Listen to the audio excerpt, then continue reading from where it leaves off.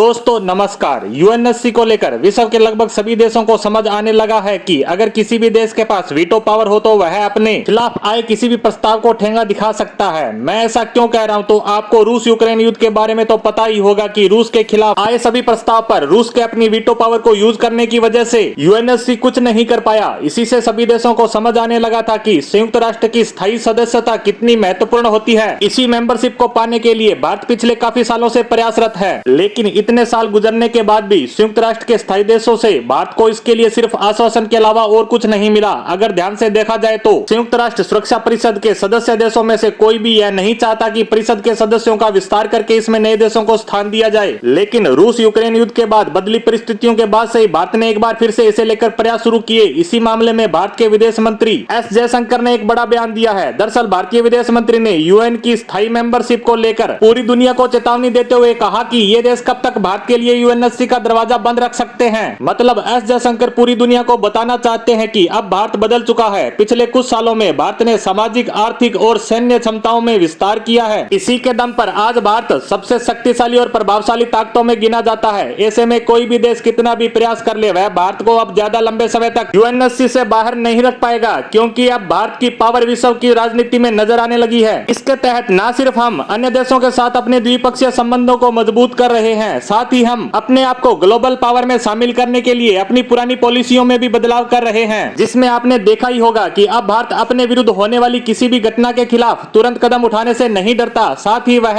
दूसरे देशों के साथ अपनी व्यापारिक और राजनीतिक साझेदारियां भी बढ़ाने में लगा है। भारत के विदेश मंत्री का बयान उस समय आना जब भारत G20 की अध्यक्षता कर रहा है। साथ ही भारत के पास SCO की भी अध्यक्षता है, यानी इस समय भारत के पास दुनिया के कुछ शक्तिशाली संगठनों की कमान है। और उसी समय भारत के विदेश मंत्री का सीधा इतने बड़े मुद्दे पर बयान देना इस बात की ओर इशारा करता है कि भारत अब यूएनएससी की मेंबरशिप पाने के लिए दृढ़ निश्चय कर चुका है और इस महत्वपूर्ण समय में इस मुद्दे को ना उठाने की मूर्खता नहीं कर सकते। हालांकि यह बात भी साफ है कि यूएन का मौजूदा स्ट्रक्चर काफी दशकों से ज्यों का त्यों काम कर रहा है। इसमें किसी भी तरह का परिवर्तन नहीं किया गया। इसमें बदलाव करना काफी मुश्किल भरा काम है। इसी कारण सभी देश इस पर बातचीत के रास्ते से हल निकालने का प्रयास कर रहे हैं, ताकि बदलाव के बाद हर उस देश का प्रतिनिधित्व हो जो उसका हक रखता है। साथ ही यहाँ यह मुद्दा भी अहम है कि इन बदलावों के बाद यूएनएससी के पास ज्यादा पावर आ सके, ताकि विश्व में अशांति या युद्ध जैसे हालातों को मजबूती से रोका जा सके। और भारत भी इसी पावर की बात पर जोर दे रहा है, जो वर्तमान समय में यूएनएससी के पास नहीं है। इसी के साथ एस जयशंकर ने अपने बयान में यूरोपीय देशों को निशाने पर लेते हुए कहा है कि यूरोपीय देश दूसरे देशों के अंदरूनी मामलों में टांग फंसाने से बाज नहीं आते। उनको